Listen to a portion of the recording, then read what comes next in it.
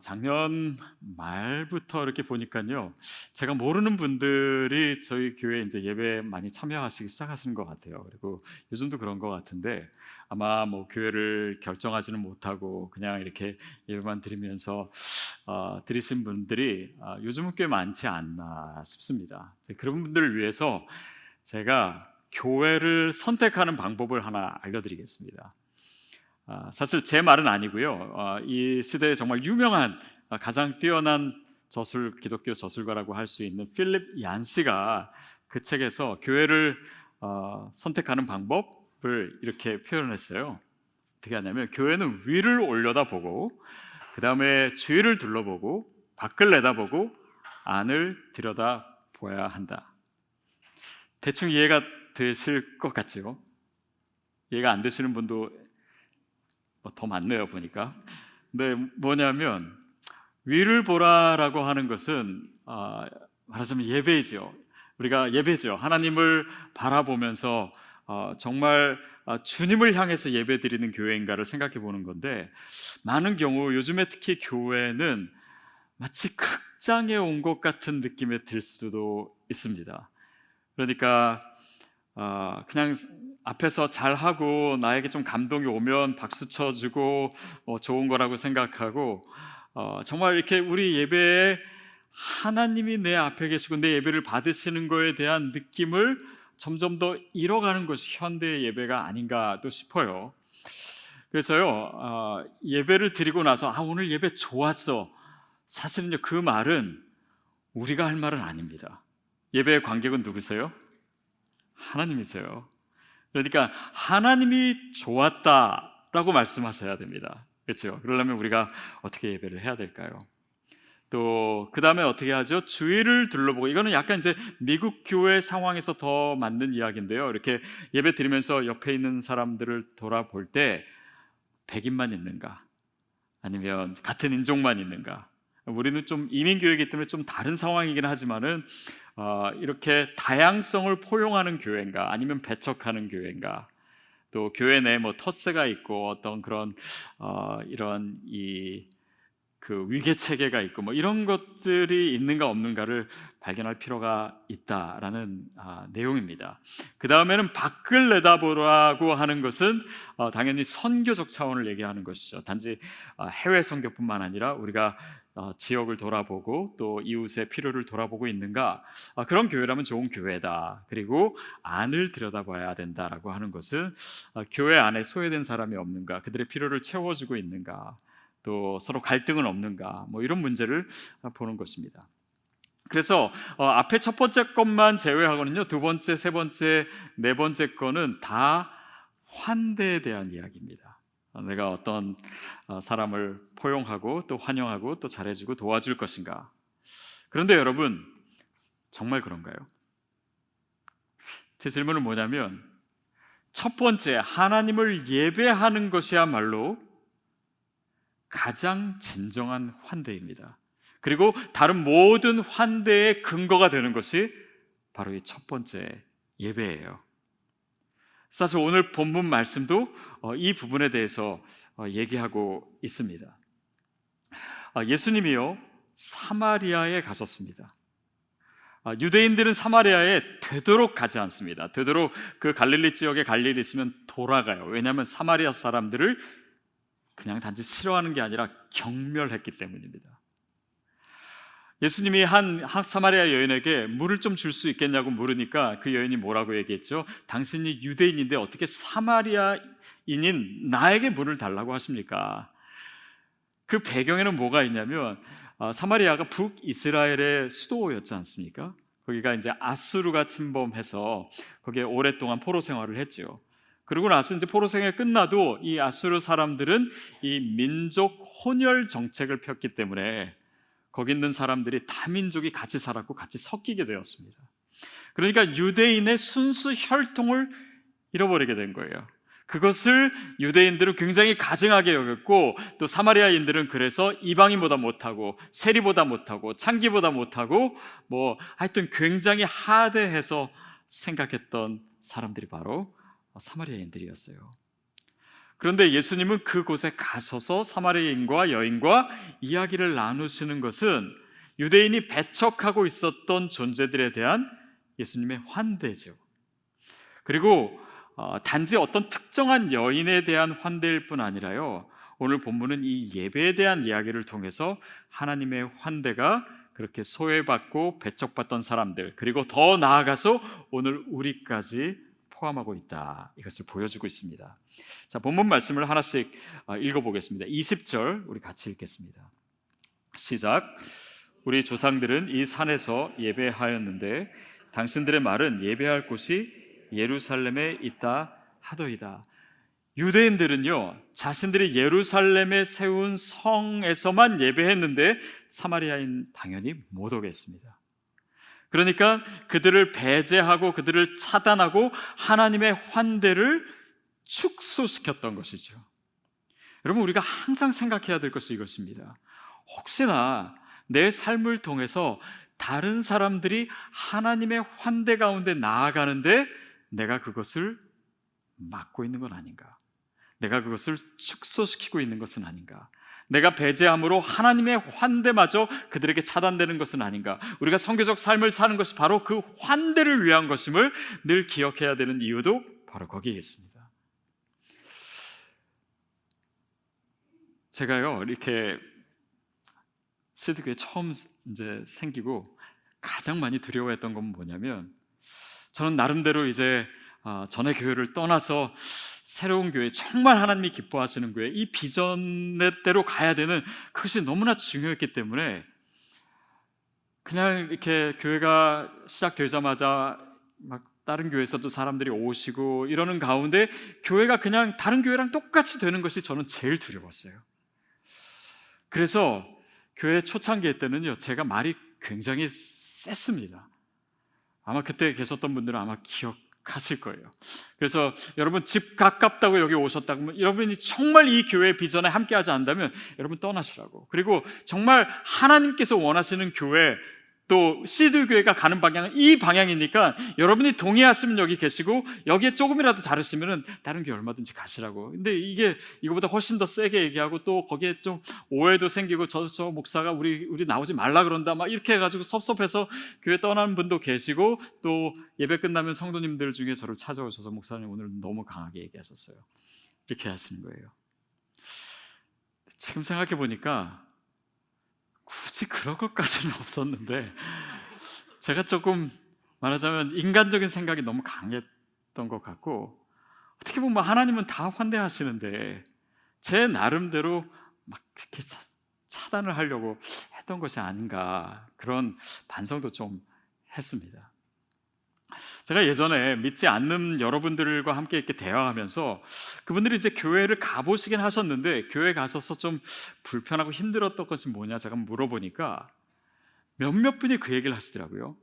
성찬식 때 세례 받은 사람만 참여하라고 해가지고 자기는 세례 안 받아서 참석 못했다고, 음식 끝에 마음 상한다고, 그게 뭐라고 그거를 못 먹은 게 그렇게 서운하고 섭섭하고 기분이 나쁘더래요. 근데 사실 여러분, 성경에서 세례 받은 사람만 성찬에 참여해야 된다, 그런 말은 없습니다. 근데 이제 사도 바울이 이 세례를 정말 함부로 참여하면 안 되기 때문에 이제 교회에서 나름대로 기준을 정한 게 세례 받은 사람 정도 되면은 그것을 함부로 하지는 않겠지, 그런 것이지, 사실은 예수님은 그 만찬에 우리 모두를 초대하셨거든요. 그러니까 this is for all, 모든 사람을 위한 거다, 모든 사람을 환영한다, 그 하나님의 환대가 성찬 가운데 들어있는 것입니다. 그러니까 예수님이 지금 사마리아 여인을 만나신 것은 바로 그런 의미가 있고요, 또 예배에 대해서 얘기하시면서 그 의미를 조금 더 확장시키십니다. 21절입니다. 시작. 예수께서 이르시되 여자여 내 말을 믿으라. 이 산에서도 말고 예루살렘에서도 말고 너희가 아버지께 예배할 때가 이르리라. 이 산에서도, 그러니까 사마리아에 있는 그리심산을 얘기하는 것입니다. 이 산에서도 말고 예루살렘에도 말고 라고 하는 의미는 무엇입니까? 예배는 장소로 제한할 수가 없다. 예배는 어떤 혈통으로 제한하는 것이 아니다. 예배는 어떤 자격이 있어야지만 하는 것이 아니다. 예배라고 하는 것은 하나님이 우리를 다 환영하시는 하나님의 환대이다. 이걸 보여주신 거예요. 그래서 이 예배라고 하는 것을 통해서 예수님께서는 이 환대의 의미를 점점 더 확장시키고 계신 것입니다. 그러면서 이 산에서도 말고 예루살렘에서도 말고 너희가 아버지께 예배할 때가 오나니, 이것은 단지 예배가 장소의 문제가 아니라 시간의 문제다라고 하는 것은 아닙니다. 어떤 예배 드려야 될 특정한 시간을 주님께서 말씀하시는 건가요? 그건 아니죠. 뭐냐면 예수님이 그 하나님의 환대와 사랑을 드러내시기 위해서 지금 오셨잖아요. 지금이야말로 바로 예배할 때다. 그래서 예수님께서 예배할 때가 오나니 곧 이때라라고 말씀하신 것입니다. 그 뒤에 보면은, 그러니까 이 예수님께서 자신이 오셨고 이것이 지금이 예배할 때이고, 그리스도께서 구원을 위해서, 우리의 구원을 위해서 하나님의 환대를 드러내시기 위해서 이 땅에 오셨다라고 하는 것을 강조하는 표현입니다. 그리고 23절에 보면은 구원이 유대인에게서 남이라. 이것은 단지 예수님이 유대 중심적인 생각을 하셨기 때문이 아니라 그분이 유대인으로 오셨잖아요. 예수 그리스도를 통해서 구원이 이루어짐을 말씀하고 계신 것이죠. 자, 결국 구원이 예수 그리스도를 통해서 이루어진다. 이것이 바로 요한복음의 주제입니다. 다시 말해서 예수 그리스도께서요, 지금 무엇을 얘기하고 계시냐면 우리의 예배가 우리의 구원과 연결되어 있다. 다시 말하면 우리의 구원이 예배와 아주 긴밀한 관계 속에 있다라고 하는 것을 얘기하는 것입니다. 다시 말하면 우리의 예배가 무엇입니까? 그 구원에 대한 반응이에요. 그 구원에 대한 우리의 감사와 감격의 표현이 바로 우리의 예배입니다. 그래서 예배가 이 구원의 문제와 연관되어 있음을 예수님께서 계속 말씀하시는 것입니다. 23절 말씀입니다. 시작. 아버지께 참되게 예배하는 자들은 영과 진리로 예배할 때가 오나니 곧 이때라. 아버지께서는 자기에게 이렇게 예배하는 자들을 찾으시는도다. 아버지께 영과 진리로 예배할 때가 오나니 곧 이때라. 예수님이 오신 이때를 얘기한 것입니다. 또 21절에서도 때가 온다. 지금 이때라 말씀하시죠. 무슨 의미라고요? 예수 그리스도의 구원의 때입니다. 자, 그럼 우리가 예배할 때가 단지 예수님이 오셨던 2000년 전만을 얘기할까요? 당연히 아니겠죠. 그러면 이 구원의 의미, 구원의 때라고 하는 것은요, 오늘 우리의 구원의 현재성을 얘기하는 것입니다. 다시 말해 우리가 구원받은 어떤 과거의 사건을 얘기하는 것이 아니고, 십자가 사건이 있었던 단지 2000년 전만을 얘기하는 것이 아니라 구원받은 우리가 살아가는 이 모든 순간이 곧 예배의 때예요. 그렇죠? 우리가 교회에서 예배 드릴 때뿐만 아니라 우리가 구원받은 자로서 생활하는 우리의 모든 일상의 순간도 예배의 때입니다. 그래서 곧 이때라라고 하셨을 때 예수님의 헬라어 표현은요, 누인이라고 하는 단어입니다. Now예요. The present time입니다. Now, 지금이 곧 예배할 때다.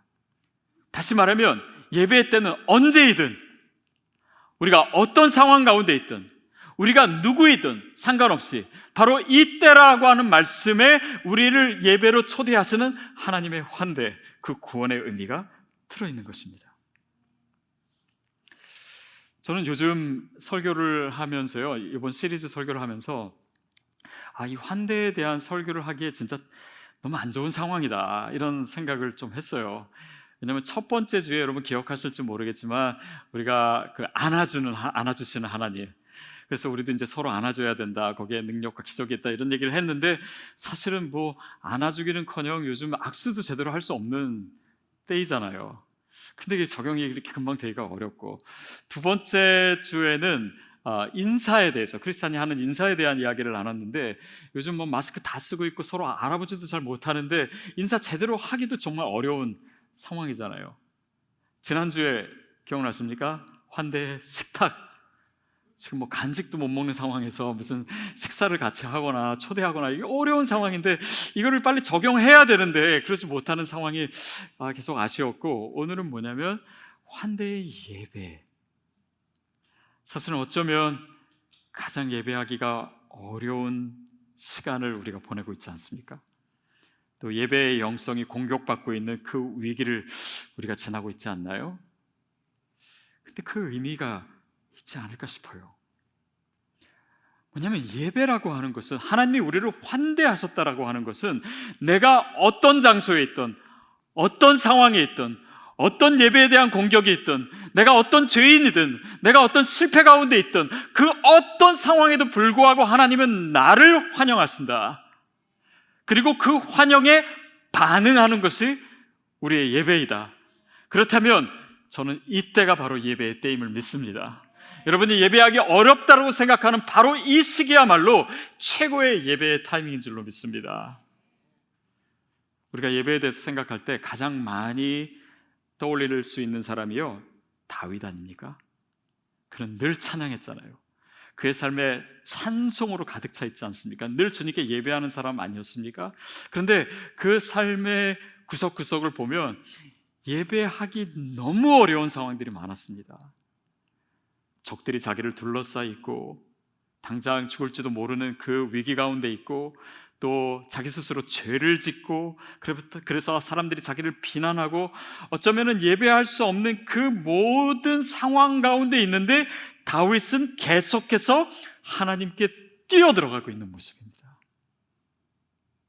그게 다윗이었어요. 그 모든 어려운 상황을요, 찬양으로 승화시킵니다.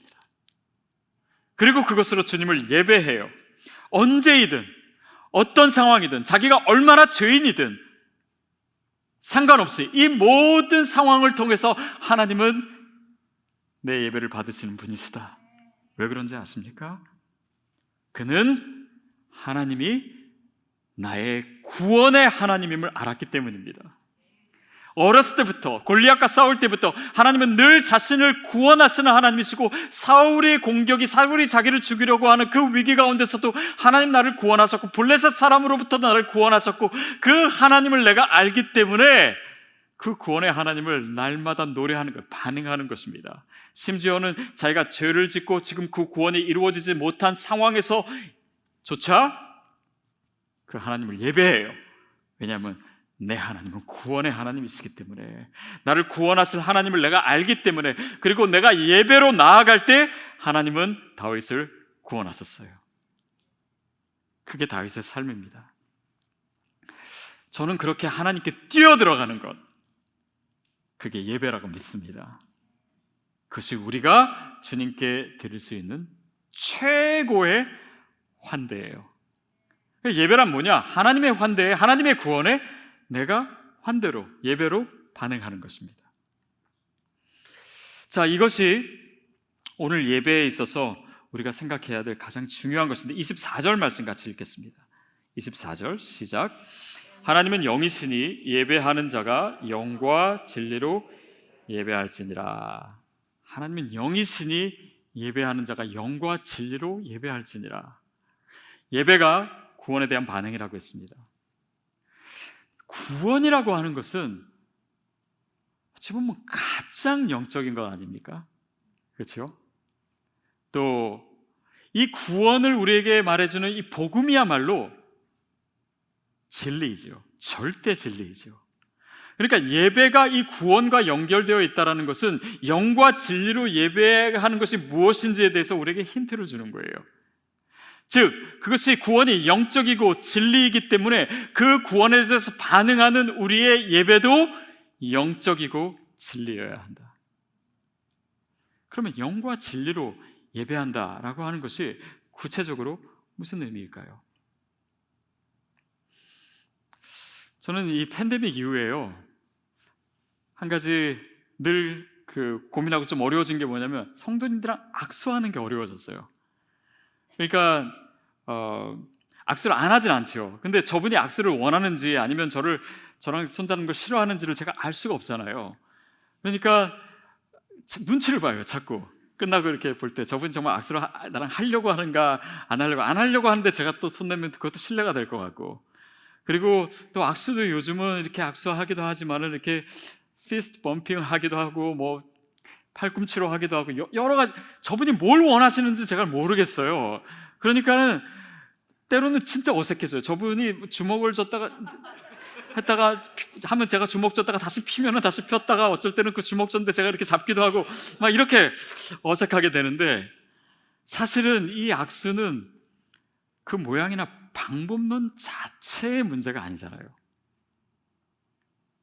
그냥 반갑고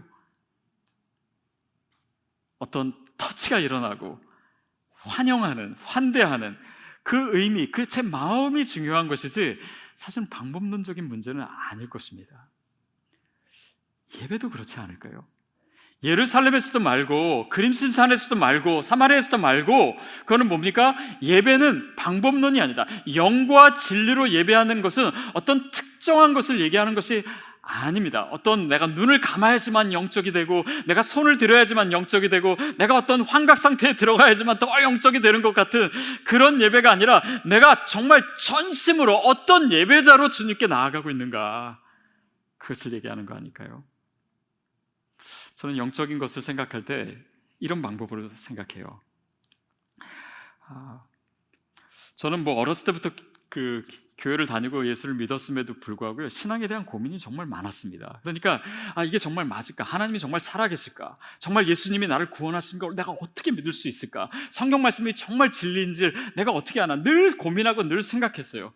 그런데 이 생각이 아무리 깊어져도요, 내 생각 속에 하나님을 담을 수가 없더라고요. 그러니까 결국은 내 생각의 끝에 내 생각의 한계를 느끼게 되고, 그 생각이 소진된 다음에야 하나님의 영역으로, 믿음의 영역으로 가게 되더라고요. 그러니까 우리는 흔히 영적인 것을 생각하기를, 생각하지 않는 것이 영적이다, 꼭 그렇지 않아요. 오히려 그 반대예요. 내가 의지적으로 내가 최선을 다하고 내가 감정적인 것은 감정이지 영적인 것이 아니에요. 내 감정을 모든 것을 다해서 또 내 생각을 다해서 전심으로 하나님을 예배했을 때 저는 영적인 세계가 열려진다라고 믿습니다. 다시 말하면 온 마음으로 찬양하는 거예요. 온 정성을 다해서, 내 힘을 다해서, 내 전 존재를 가지고 주님 앞에 나아가는 것, 거기에 하나님의 영과 내 영이 닿는 체험이 일어나는 거예요. 무신론자들이 그런 곳은 없다라고 하는 바로 그곳에서 내가 하나님을 만나게 되는 것입니다. 그것은 하나님이 영이시니 내가 영과 진리로 예배한다. 내 모든 것을, 내 존재를 다해서, 그러니까 예수님도 어떻게 해라가 아니라 하나님께 그렇게 예배하는 자를 내가 찾는다. 하나님이 찾으신다.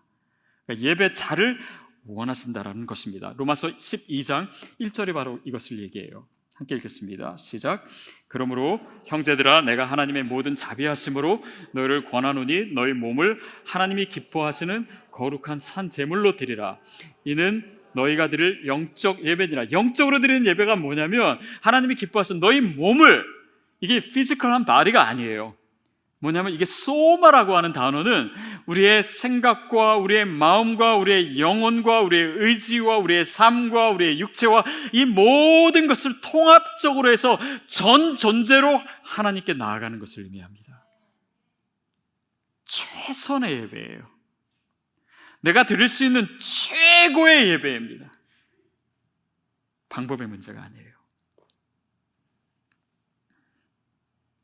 제가 어느 책을 읽다가요, 1970년대에 우루과이에서 이 독재 정권이 기독교를 굉장히 많이 탄압하고, 그래서 성직자들 다 잡아가고, 그리고 교회에서 뭐 예배까지는 허락했는데 성찬하지 못하게 하고, 그래서 극심하게 이제 교회가 고통받고 있는 그 시기에 어느 교회에서 성도님들이 너무 성찬을 하고 싶은 거예요. 근데 성찬을 집례해 줄 목사님도 안 계시고, 또 빵과 떡을 가지고 오는 것이 금지되어 있고, 그러니까 성찬을 할 수 없는데 한 사람이 아이디어를 냈어요. 우리 빵과 떡 없이 성찬을 하면 안 됩니까? 그래서 그것을 집례하는 목사님도 없이 마치 떡이 있는 것처럼, 마치 잔이 있는 것처럼 떡을 먹고 잔을 마시는데 그 모든 성도들이 눈물바다가 된 거예요. 그것을 본 사람이 내가 보았던 성찬식 중에 가장 감동적인, 가장 하나님의 임재가 느껴지는 성찬식이었다. 물론 이것은 누군가 신학적인 이슈를 만들 수도 있고, 또 평상시라면은, 일반적인 상황이라면 굳이 이럴 필요가 없을 것입니다. 그러나 그 한계 상황 속에서 최선으로 예배 드린 것, 저는 그것이 예배의 본질에 훨씬 더 가깝다고 믿습니다. 어떤 방법의 문제가 아니에요. 장소의 문제가 아닙니다. 내가 어떤 상황 가운데 있는가의 문제가 아닌 것이에요. 저는 이번 주에 이 말씀 계속 묵상하면서 하나님께 계속 질문했어요. 계속 기도했어요. 하나님, 이 영과 진리로 예배드리는 것이 뭡니까? 이거에 대한 자료도 많이 받고 이 주제에 대한 설교도 예전에 여러 번 했었는데 하나님께 계속 물었어요. 정말 주님이 원하시는 영과 진리로 예배드리는 것이 무엇입니까? 그래서 제가 지금부터 말씀드리는 거는요, 그 질문에 대해서 하나님이 저에게 제 마음에 말씀하신 것을 여러분에게 나누려고 합니다. 하나님이 저에게 어떤 생각을 주셨냐면요, 예배를 가르치려고 하지 말고 성도들로 최선의 예배를 드리게 하라. 예배가 뭔지, 영과 진리가 뭔지 헬라어로 뭐고 이렇게 해가지고 어떤 방법론을 얘기하는 것이 아니라 성도들로 하여금 최선의 예배를 드리게 하라. 그렇게 되면 최선의 예배를 드리라. 그러면 내가 그게 뭔지 가르쳐 줄 것이다. 여러분은 제가 뭔가를 얘기하고 가르쳐야지만 예배하는 분들이 아닙니다. 그러나 우리가 온 마음과 우리의 전 존재로 하나님께 나아갈 때 우리가 영으로 주님을 예배하는 것이 무엇인지, 진리로 주님을 예배하는 것이 무엇인지 여러분이 반드시 체험하게 될 것입니다. 이것을 언제 하라고요? 그 예배할 때가 바로 이때라. 바로 이때라고 하십니다. 저에겐 이때라고 하는 것이 지금 예배의 위기라고 하는 바로 이때, 지금이다. 지금이다. 여러분, 지금이야말로 이 팬데믹으로 인해서 우리가 함께 다 모일 수도 없고 마스크 끼고 해야 되고 답답하기도 하고 교제도 제대로 못하고 찬송도 제대로 하는데 힘든 이 모든 상황이야말로요, 가장 최고의 예배의 때임을 믿습니다. 예배가 부흥할 때예요. 예배의 변혁이 일어나야 될 때입니다. 최선의 예배가 바로 이 한계 상황에서 저는 반드시 드려져야 되고 드려질 수 있다라고 확실히 믿습니다. 그래서 어떻게 보면 이 시대가, 이 상황이, 사단이 예배를 공격하고 있는 이 때를 우리가 어떻게 보내야 되고 이 상황을 어떻게 역전시킬 수 있을까? 어떻게 영적으로 우리가 반격을 가할 수 있을까 생각했어요. 여러분, 팬데믹이 시작하고 교회가 문을 닫은 게 재작년 사순절이 시작될 때입니다. 이번 달 말부터 3월 2일부터 사순절이 시작돼요. 그래서 제가 성도님들께 도전합니다. 사순절이 시작되는 바로 전주가 2월 27일이거든요. 2월 27일부터 부활절까지 정확히 7주입니다. 저는 이 7주를 우리의 인생의 최고의 예배를 드리는 7번의 예배를 준비하려고 해요. 어쩌면 이 어려운 상황에서 너무 비현실적인 것일 수 있습니다. 어쩌면 새로운 바이러스가 나와서 아마 모이지 못할 수도 있어요. 그러나 여전히 우리는 최선의 예배를 드릴 수 있습니다.